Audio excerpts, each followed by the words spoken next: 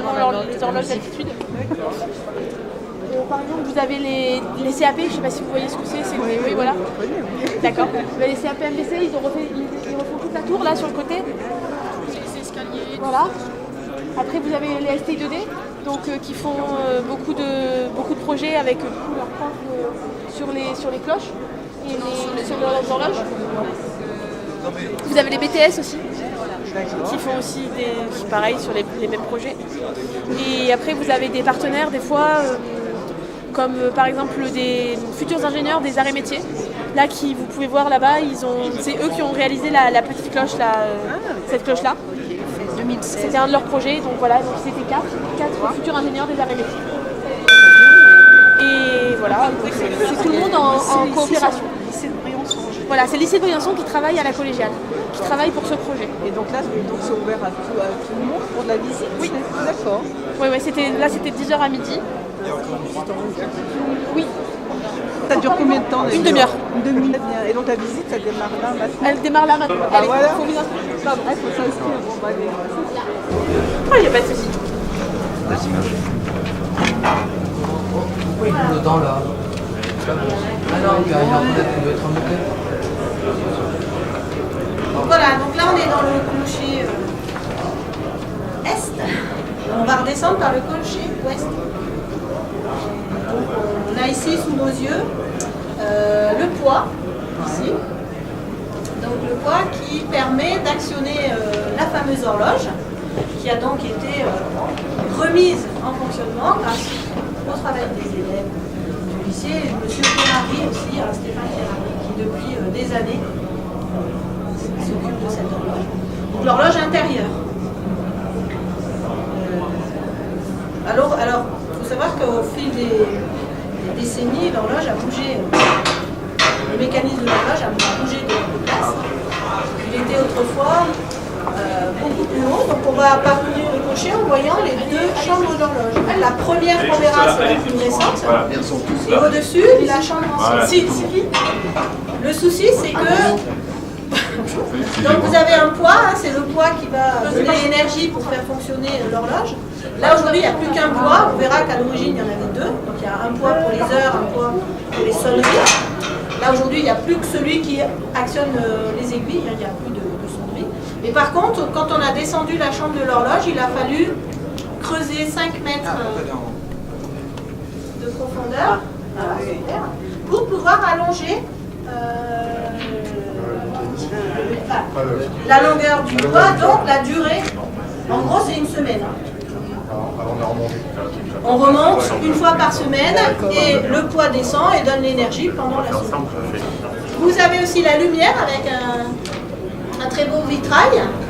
Il faut savoir que les élèves du lycée ont travaillé à la fois à la rénovation des marches, une partie des murs de ce clocher et à installer l'électricité aussi. Donc quand même les cordistes, c'était un travail assez... Chaque année, il y a des générations d'élèves qui se sont succédés à la fois sur cette horloge et sur celle du lycée aussi. Donc le cadran intérieur qui est au plafond, le cadran qu'on va dire dit Vauban, est animé par le mécanisme qu'on verra dans la première chambre. Mais par contre, l'horloge extérieure est pilotée par un boîtier électronique de type Baudet. Et bien là, vous avez ici le dernier système qui nous permet, ici dans la collégiale, de scander le temps, de faire jouer les cloches, etc. Ce sont des systèmes électroniques qui sont cette fois-ci liés au satellite GPS. C'est-à-dire que là maintenant, on est à une précision du milliardième de seconde. Mais c'est bien quand même.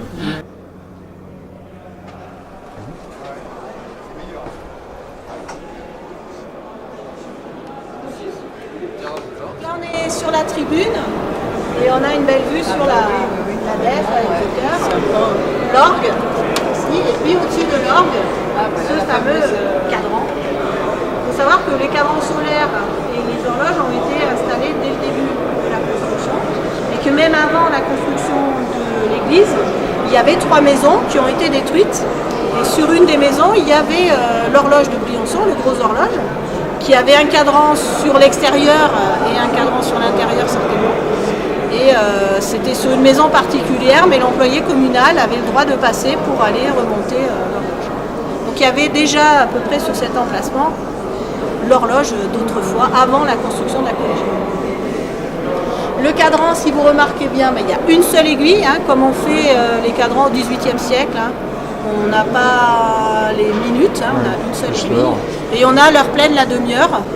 Et le cadran solaire, comme le cadran d'horloge, ont été peints par Antoine Chalvet, qui était un peintre briançonnais, qui a aussi réalisé deux tableaux, qui sont à l'entrée de la tour.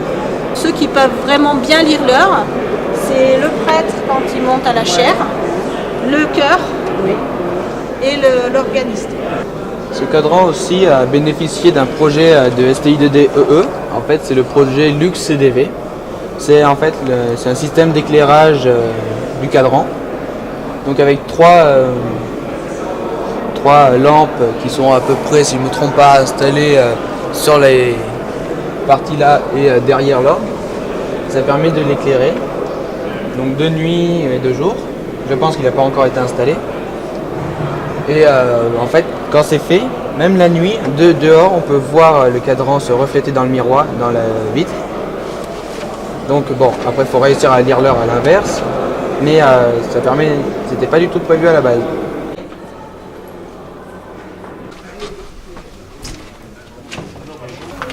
Bonjour.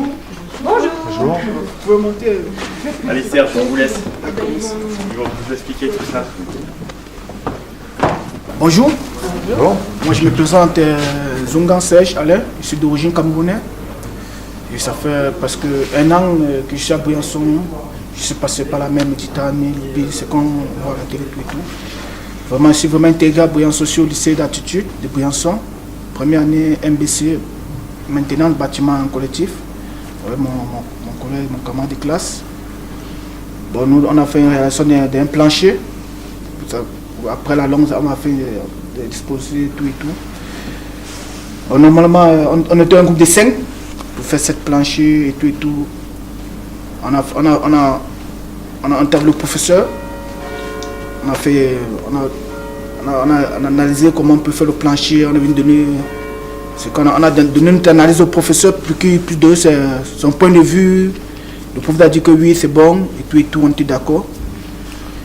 Normalement, nous, on avait le projet, c'est de faire seulement un côté du plancher, là.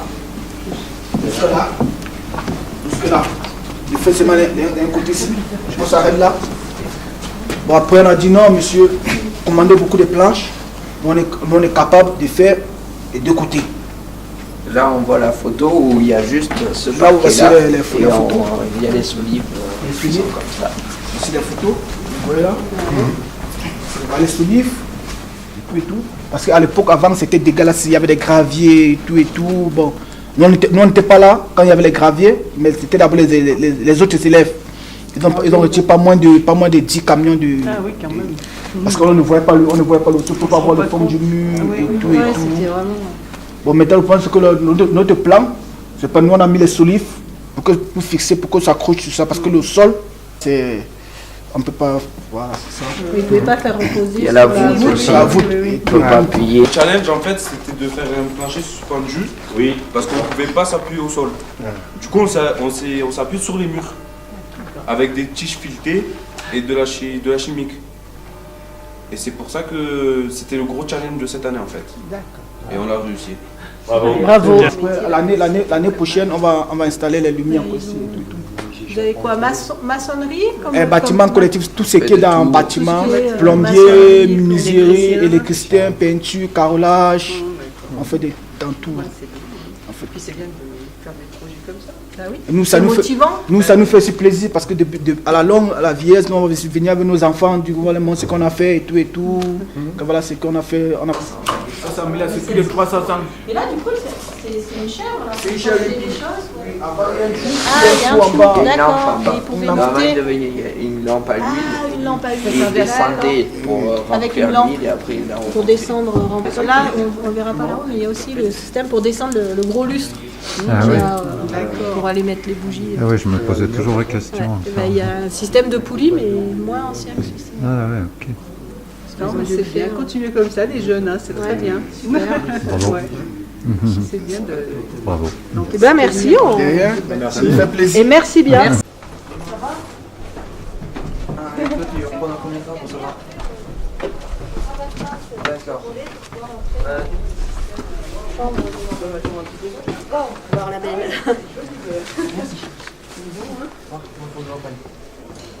Donc ça c'est l'horloge mécanique qu'on a vu, où on a vu le poids au début en fait, parce qu'il est juste là. Cette horloge est quand même, c'est une des premières, c'est l'horloge H3 si je ne me trompe pas. Ouais, normalement, H3.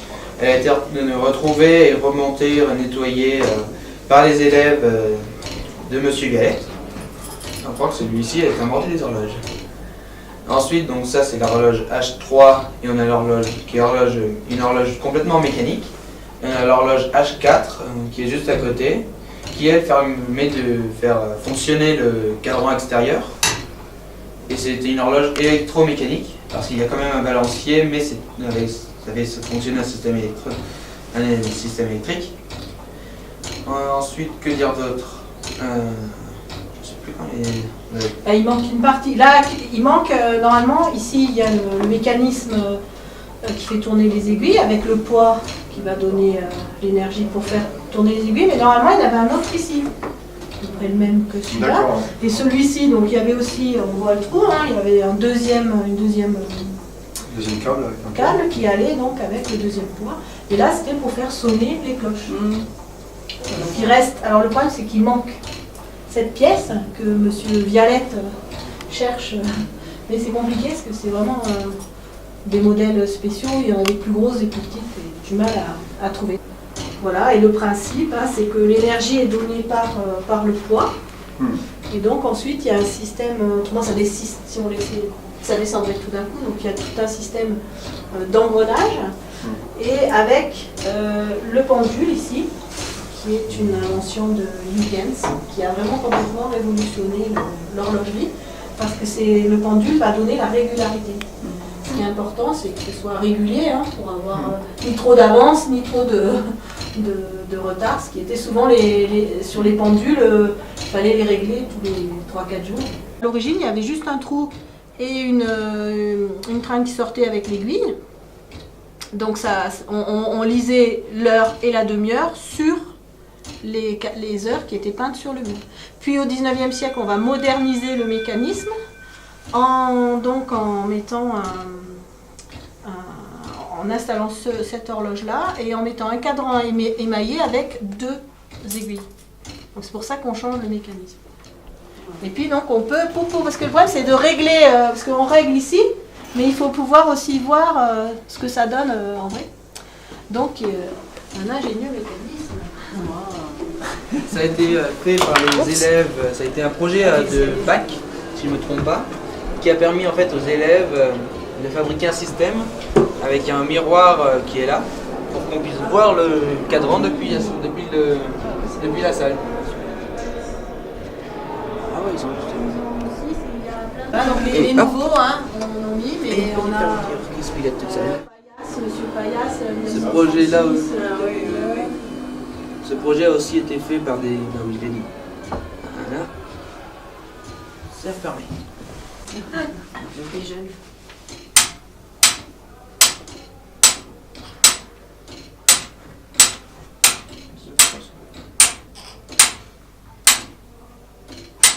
Et après, il y a un système de clic qui évite que le poids retombe tout seul. Et remonter le poids. Là, c'est quand même un poids qui faisait quand même 90 kg, hein. Ah ouais. Donc il faut il faut y aller. Il faut tourner la manivelle. Il faut tourner la manivelle et il n'y avait pas de multiplication, tu vois. Donc il fallait tirer dessus tant que tu pouvais. Tu arrivais, des fois tu t'arrêtais en plein milieu parce que ça te gonflait.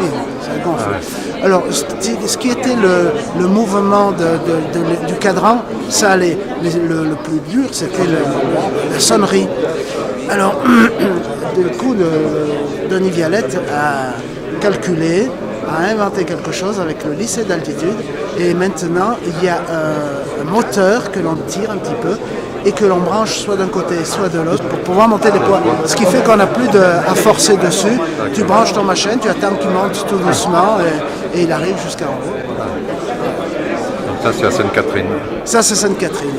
Voilà. À la collégiale, non, j'ai monté une fois ou l'autre, mais sans plus. Merci. Voilà. Et donc, à l'origine, au 19e, c'était ce mécanisme-là qui pilotait l'horloge du clocher extérieur. D'accord.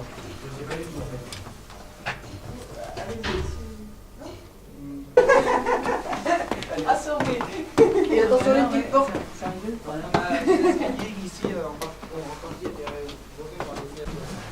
Allez, rentrez au sein des saints, là. Donc là, vous êtes au sein des saints. Donc là, on est ce qu'on appelle la salle haute, l'endroit où était posée la première horloge de la collégiale. Cette première horloge de la collégiale, donc, elle pilotait le cadran de Vauban, qui était là. Donc, cette horloge-là, la première horloge de la collégiale qu'on appelle H2, parce que la H1, comme je vous dis, elle a disparu. Là, on a encore le trou de H1 ici. Voilà, qui est là, donc on ne sait pas où elle est. Et cette horloge de la collégiale, la H2, on l'a retrouvée. Elle existe. Elle a été vendue à l'église des Vigneaux. Ah, c'est ça. C'est l'horloge des Vigneaux, c'est, à mon sens, la plus vieille horloge mécanique en état de fonctionnement qu'on peut trouver en France. Et elle fonctionne régulièrement, et on la maintient en état. Et donc cette horloge était posée ici.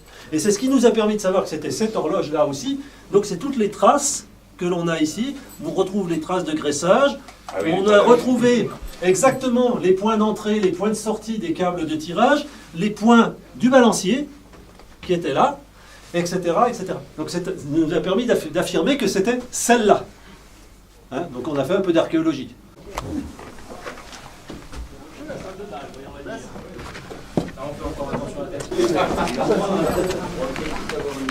Bon, ben là vous arrivez, je dirais, au summum. Donc je vous avais promis qu'on allait passer par-dessus et redescendre par l'autre côté, ben vous êtes au sommet. Et donc là vous êtes sous une charpente qui est magnifique, comme vous pouvez le voir. C'est une œuvre de Compagnon qui date, cette charpente, à 300 ans. Bon, elle a été un petit peu reprise par endroits, certes, mais quand on découvre ça, on se dit waouh, je ne peux pas dire autre chose. Voilà. Alors ce que l'on a fait ici comme travaux, là on a sécurisé tous les passages au niveau du sol. Forcément, on a des possibilités de passage. Différents travaux qui ont été faits, des petits travaux d'éclairage. Et vu qu'on parle d'horloge, vous avez devant vous là une horloge un petit peu particulière, une horloge binaire, qui marche en code binaire. Donc 8 plus 2, il est 10 heures, et 8 et 4, 12. Alors maintenant, si on se retourne un petit peu de l'autre côté, on va retrouver notre cadran de Vauban, qui est un cadran vertical, avec ce que l'on a installé il n'y a pas longtemps, donc une horloge de contrôle. Alors, il tourne à l'envers pour vous. C'est normal parce qu'elle est prévue pour être regardée dans l'autre sens, dessous. Donc là, vous avez quelque chose qui vous semble tourner à l'envers. C'est pas que l'heure tourne à l'envers, non, c'est que c'est un problème de point de vue, c'est tout. Alors, au départ, l'horloge était là, elle était directe, mais comme je vous ai dit, on a eu des petits problèmes. Historiquement, il y a eu des problèmes d'eau, c'est-à-dire que la neige rentrait. Donc c'est pour ça que progressivement, on a descendu l'horloge dans une salle en dessous un peu plus protégée. Donc la deuxième horloge que vous avez vue, qui a nécessité, effectivement, on a abandonné ce cadran-là pour actionner le cadran qui était en façade. Et après, donc l'histoire a fait qu'on a remonté une tringlerie pour revenir ici. Donc ça, nous sommes dans la dernière tringlerie. Réducteur en 12e. Pourquoi? Parce que ici c'est un tour par heure et ici c'est un tour toutes les 12 heures. Mais ça c'est exactement ce qui était monté là-haut au-dessus et qui entraînait cet aigu. C'est Stéphane qui a fait ça en 1990. Ça c'est des pièces d'origine. Cette pièce-là, c'est marrant parce que celle-ci est de 1890 et ça de 1990. Donc ça c'est exactement 128 ans et ça c'est 28 ans. C'est Stéphane qui l'a installé avec sa famille. C'est son oncle qui a usiné tout ça à l'armée. Et nous on a remplacé tout ça avec les boîtiers rouges que tu vois là-haut. Et ça c'est leur tringle à eux, on les a raccourcis. C'était 5 mètres.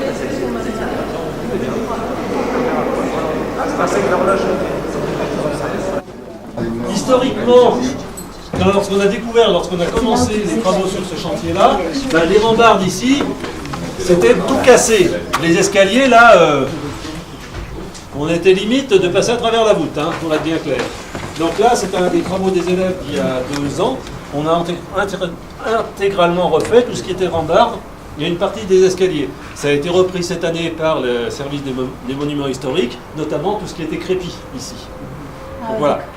Donc voilà ce que l'on a dans ce clocher-là. On ne va pas plus haut dessus, on a les cloches.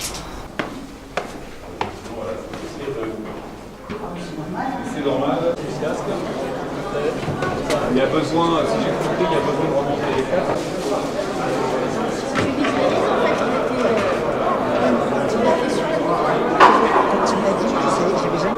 Donc comme j'ai l'honneur d'être le premier guide de la première visite officielle de ce parcours que nous avons inauguré, un parcours qui a pu être créé grâce à tous les travaux qui ont été réalisés par les élèves du lycée d'altitude, sans oublier aussi toute la partie des monuments historiques et qui est quand même là, où en fin de compte le lycée s'inscrit un petit peu comme David et Goliath.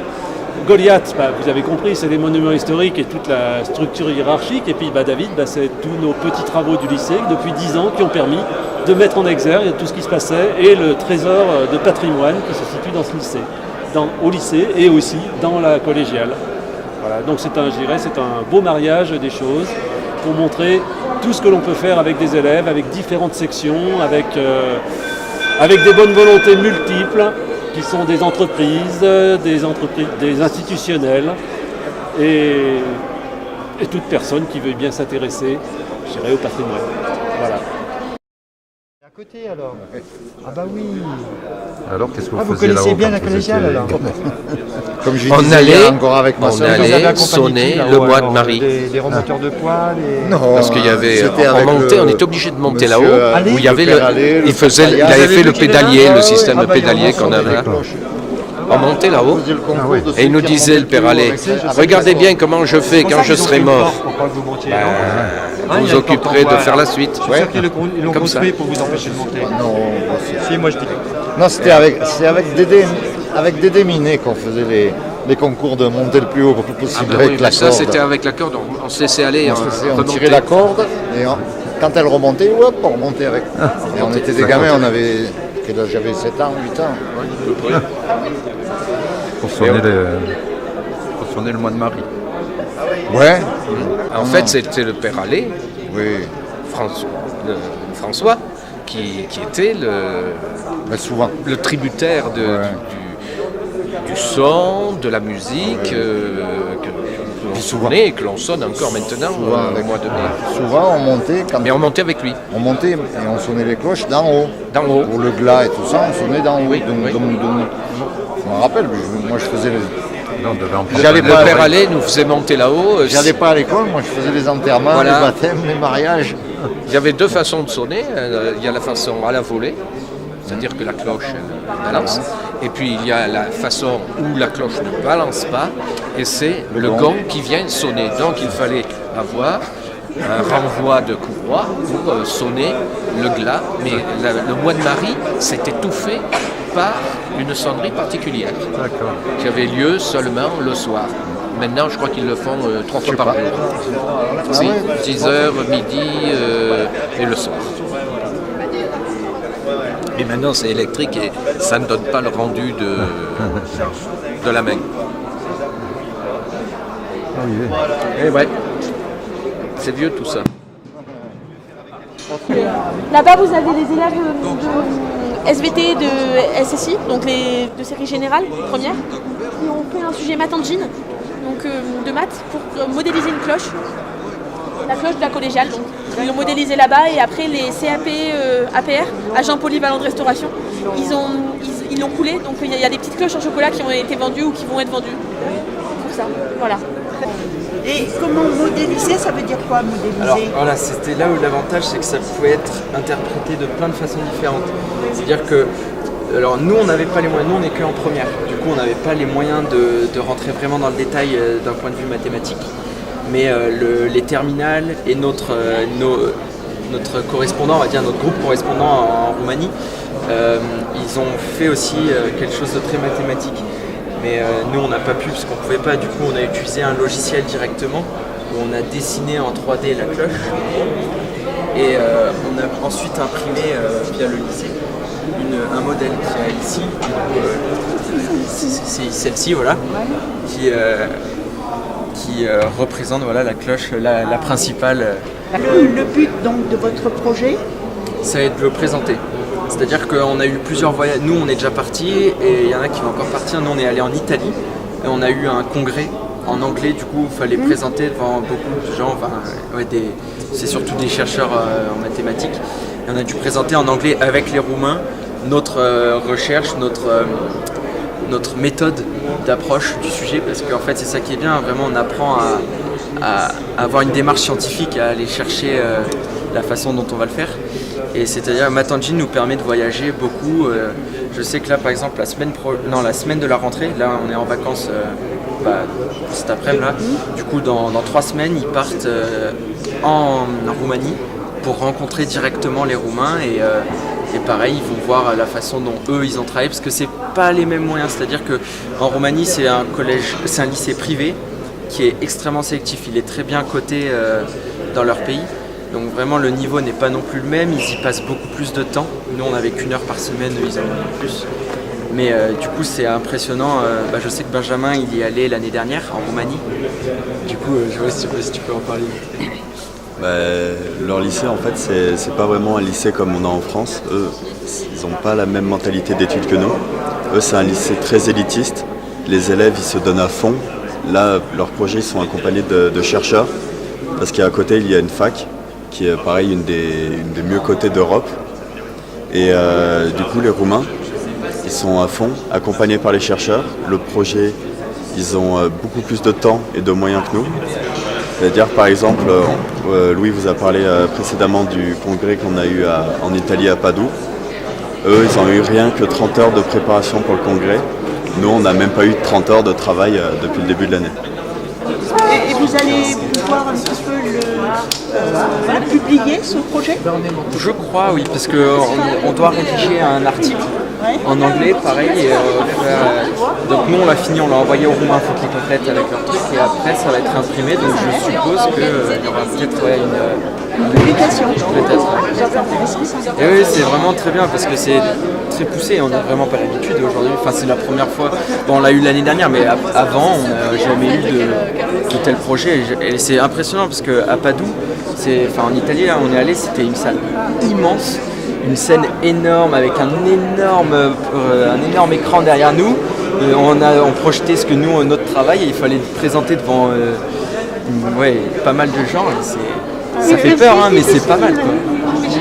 Ah ouais, voilà, c'est ça. Et puis on en apprend beaucoup. C'est motivant. Et voilà, c'est vraiment la visite. Moi, j'étais vraiment sorti, mais vraiment hyper. C'était vraiment hyper impressionnant, quoi. Il nous a montré vraiment tout, les détails, tout ce qui se faisait, les horloges, l'horloge vue du dessus. Et moi qui suis curieux, c'est génial de pouvoir y approcher. Et puis en plus, puisque c'est très très rare ces horloges comme ça. Et oui, donc c'est hyper rare. Ça doit les passionner. Denis, Monsieur Violette, il est vraiment. C'est vrai que c'est dur de garder. Heureusement qu'il y a Denis, qu'il y a Monsieur Violette, parce que clairement, c'est quelque chose qui se détériore. Et ils nous ont dit d'ailleurs, vous avez fait la visite, mais pas vous, c'est ça? Si, vous l'avez fait déjà tout? Oui. Vous avez vu, il y a une partie du mécanisme qui manque à cette horloge. Il y a la moitié qui manque parce qu'ils n'ont plus les pièces et tout, parce que quand ils l'ont récupéré, ils n'ont pas. Il leur manquait cette pièce et il nous a dit, ils essayaient forcément de retrouver ces pièces, mais que c'était pas gagné, quoi, vraiment. Et c'est vrai que c'est pas mal d'avoir ça, quoi. Parce qu'en plus, ça permet à toute notre section de notre lycée d'aller programmer les horloges. Comme ça, ils ont fait un bon contraste entre le moderne et l'antiquité, les anciennes horloges, voilà. Et ils ont rénové. Il y a toute une partie pour BTP là, qui ont coulé le béton, qui ont fait la petite maison, la petite truc en bois. Du coup, ça mobilise pas mal de gens. Et ce que je disais à Benjamin tout à l'heure, Nous, clairement, on est en S, du coup c'est très général, on passe beaucoup de temps dans le lycée, mais on se dit pour ceux qui ne sont pas motivés, c'est génial de pouvoir faire ça. Oui, quoi. de faire pas mal de pratiques. Hein. Voilà, parce que vraiment leur classe, l'endroit où ils sont principalement, c'est là-dedans. Oui, Quoi. c'est Du vrai. coup, il y a pire, il y a quand même bien pire pour apprendre. Oui.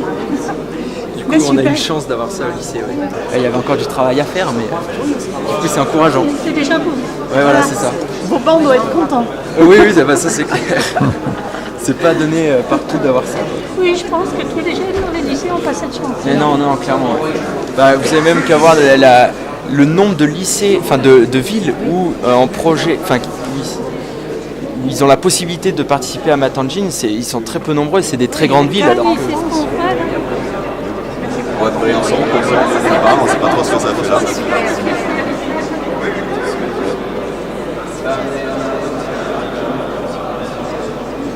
Voilà. Merci à vous. Bonne journée. Merci. Au revoir.